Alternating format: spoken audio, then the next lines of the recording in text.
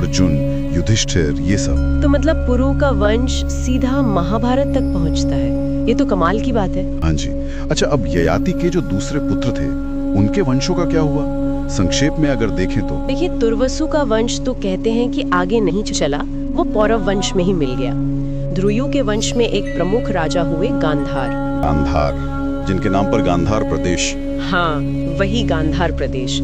और कहते हैं कि वहाँ के घोड़े बहुत मशहूर थे, बहुत उत्तम होते थे। अच्छा, और अनु के वंश? अनु के वंश में भी कई राजा हुए, जैसे सुचेता आदि। इनका वर्णन मिलता है। ठीक है। और अब आते हैं एक और बहुत ही महत्वपूर्ण वंश पर, यदुवंश। हाँ, यदुवंश। इनके पुत्र थे सहस्त्रजेत, क्रोष्टु वगैरह। जी, और सहस्त्रजित से चला है वंश। ये वंश बहुत पराक्रमी हुआ।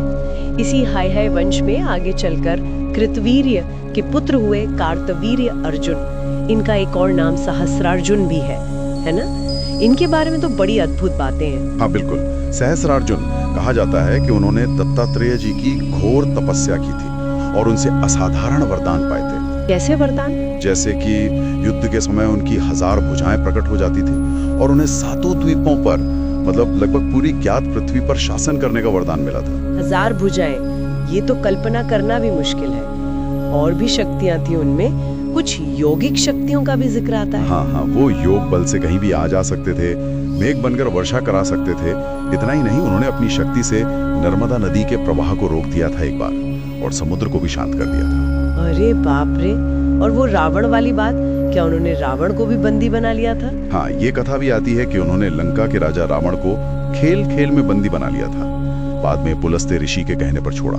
बहुत प्रतापी थे। इतना बल, इतना प्रताप, लेकिन अक्सर हम देखते हैं कि इतनी शक्ति के साथ कुछ ना कुछ अहम या पतन भी जुड़ा होता है।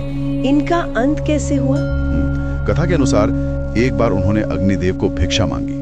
अग्निदेव ने भिक्षा में उनका पूरा राज्य ही मांग लिया, उसे भस्म करने के लिए। पूरा राज्य? हाँ, और जब अग्निदेव वनों को जला रहे थे तो उसी क्रम में वरुण पुत्र महर्षि वशिष्ठ, जिन्हें आप अब भी कहते हैं, उनका आश्रम जल गया। ओहो, और फिर महर्षि का श्राप मिला होगा। बिल्कुल।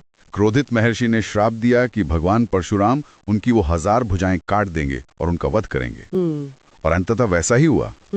तो इतनी शक्ति और वरदान भी श्राप के आगे काम ना आए। सही। उनके 100 पुत्र थे, पर कहते हैं कि परशुराम जी के क्रोध से सिर्फ 5 ही बच पाए। शूरसेन, शूर, वृषण, मधुध्वज और जयध्वज, इन्होंने ही वंश को आगे बढ़ाया। कार्तवीर्य अर्जुन की कहानी वाकई शक्ति, उसकी उपयोग, वरदान और कर्म फल का एक बहुत गहरा